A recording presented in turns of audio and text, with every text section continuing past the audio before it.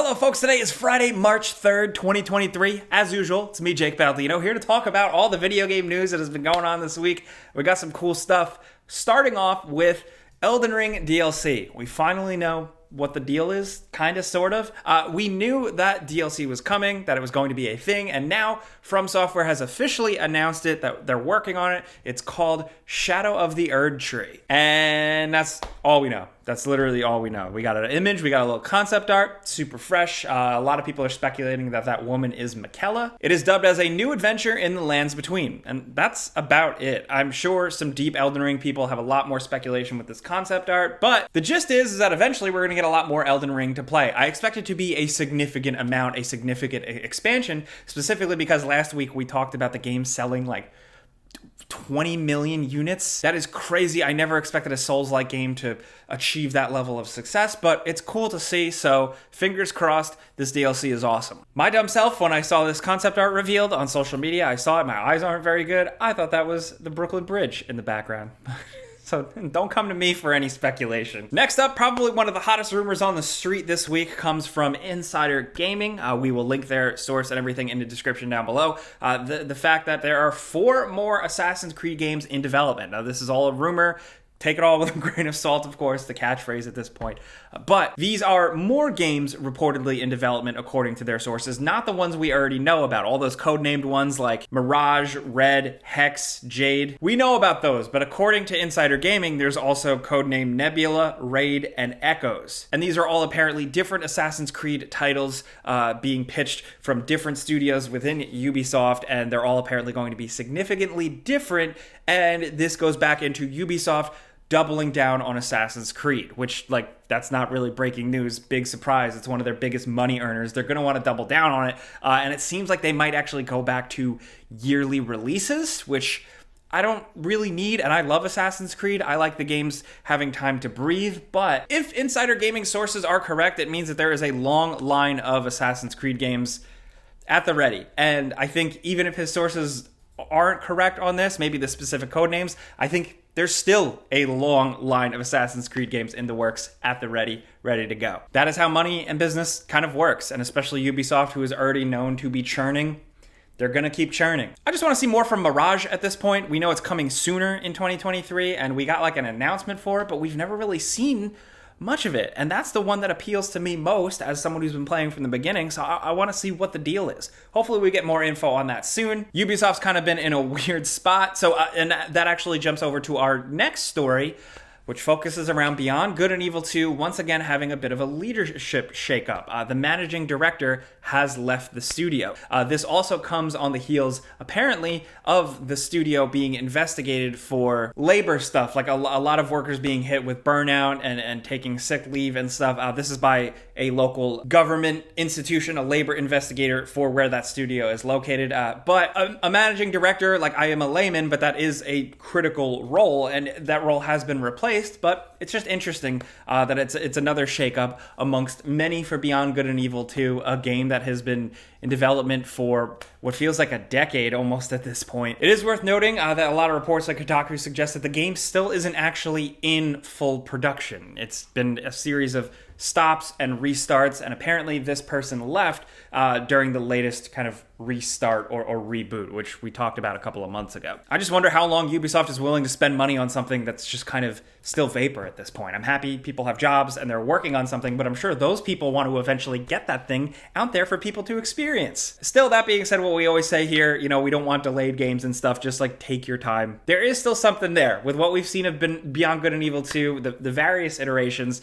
There's something there. Also, the first game, incredible if you never played it. But let's move on. Worth pointing out, it hit the news last night that Square Enix leadership has been shaken up. The CEO, now with him stepping down, he is being replaced by somebody who's been working for Square Enix for a couple of years now in the corporate side. Takashi Kiryu, who it's worth pointing out is a bit younger, but is also very much a businessy type person. He came from like a kind of marketing type company before this, so he could be also just as much down with NFTs and stuff like that, but there's not too much on him out there, like interviews or anything like that. Like, he's just business guy. So it's just interesting sometimes to at least just talk about the corporate shakeups and where the mindsets might be, because they do have a significant amount of influence on things moving forward. I just hope he's a gamer.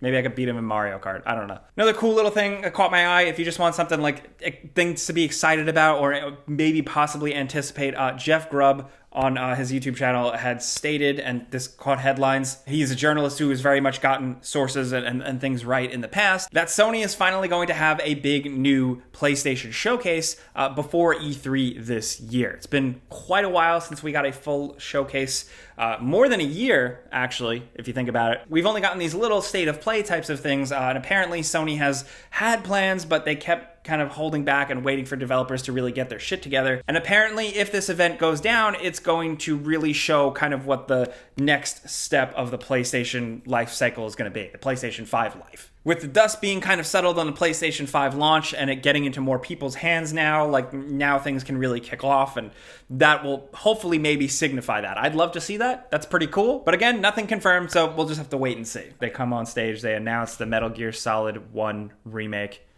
and Jim Ryan comes out on stage and points at me and says, "Sorry, Jake, I'm ruining your childhood."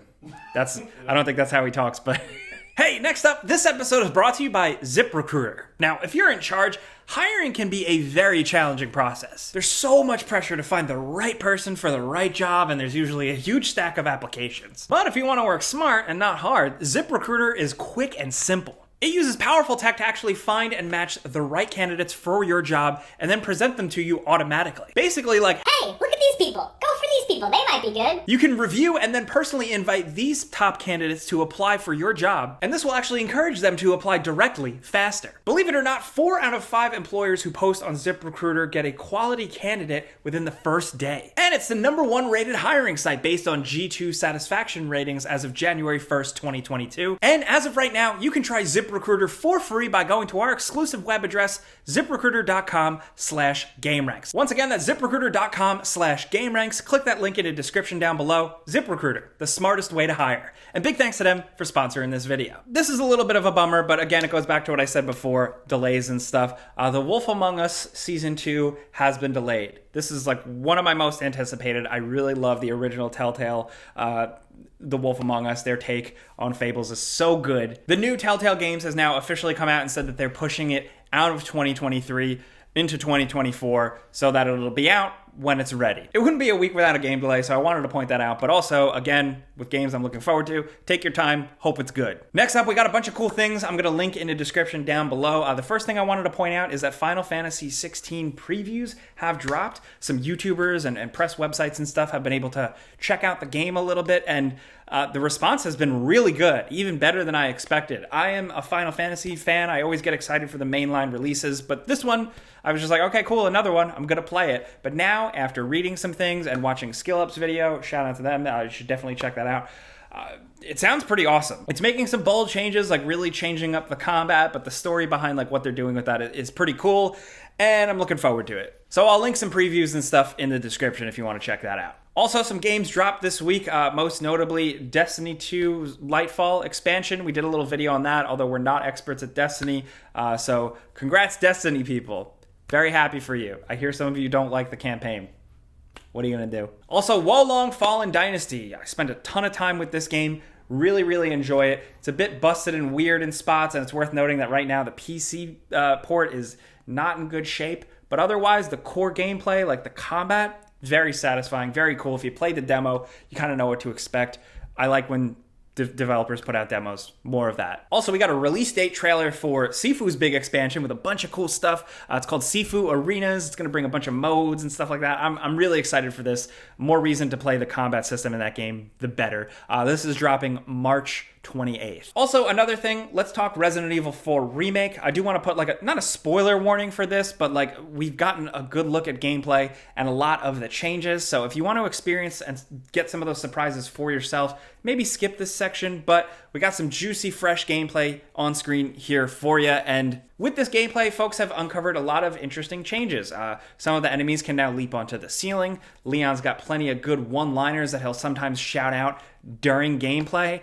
The way Ashley works is much more streamlined this time around. There is now going to be a storage system, interestingly enough, like when you save, you're going to be able to actually customize the look of your attaché case stuff. We've gotten more details about how the knife and kind of parry system will work. The knife does have durability to it. There's actually going to be a little bit more exploration, like where in the older games you would hop in the rowboat and it would be kind of a loading screen. Now you can actually drive around in your rowboat and just get into stuff. So it's a lot of changes, but all of them seem like smart changes that don't screw anything up. Kind of reminds me of the Dead Space remake changes, the little things they sprinkled in throughout. Granted, this seems to be a bit more, but it still seems like smart, safe changes that don't ruin some of the things we kind of loved about the original game, while just giving us some new things to see and do, and generally, hopefully, improve things. This drops in March, though, so we'll be making a before you buy. I'll be talking about it a bunch, I'm sure, because I'm obsessed with this series, so keep your eyes peeled for that. Also, in Nintendo news, Nintendo just surprise announced that the Nintendo expansion online, whatever the what is it called? Nintendo expansion Nintendo Online Expansion Plus? Nintendo Switch Online Expansion Pack Plus. I have no idea. Premium Gold. Yes. They gotta get better names. In all seriousness, it's not that complicated. It's Nintendo Switch Online Plus Expansion Pack. So if you're a member of that subscription service level tier, you're going to be able to access Metroid Fusion on Game Boy Advance. And that is awesome. That's a beloved Metroid game. Definitely worth checking out. Again, it's like a thing that jams me up that it's like locked behind a subscription type online thing for Nintendo Switch. There's other ways to play it, but hey, regardless, it's an awesome game worth checking out. Also wanted to share something, an interview with The Gamer that some Obsidian developers and leaders did, specifically talking about their new re-release of The Outer Worlds, like the updated version, but they also talked a little bit about Fallout New Vegas, and they went on the record saying that they would love to do a kind of remake or remaster re-release of that game. They talked about how the game's technical state was poor at the start, but they think that there's like a whole new generation of people that could check out this world. And you love to see that. You love to hear that. From what I know, from what I've heard around the industry, like nobody who works at these places is dumb. They're all very aware of the fact that now Xbox owns Obsidian and Bethesda, and something can happen at some point. But with so many other projects already going on, you know, who knows if or when. Still, I thought it was a good way to end. Shout out to Fallout New Vegas. That's it. That's what we got this week. We got to get back to working on some videos. So let me know what you think about all the news going on this week. Let me know what you think about the Resident Evil 4 remake gameplay we've seen, the changes. What do you think, or what do you want from Elden Ring DLC? Do you want new lands, a new boss, just a new weapon? I don't know. Let's talk about that. And most importantly, let's talk about what you're playing this weekend. We definitely want to hear that for our research purposes. There's always that pinned comment under this video. Thank you to those of you who do reply to those. We appreciate it. We appreciate you. Thanks for coming around. I'm Jake Baldino. You can find me on the Friends Per Second podcast. A new one is dropping this weekend with my friends Lucy from GameSpot, Gerard the Completionist, and Skill Up. That'll be linked. New episode up on the weekend. But clicking the like button helps us here on this show. Thank you. We're here for you every single Friday. But that's it. We gotta go. Thank you guys for watching. Have a great weekend. Be safe. Pizza's on me.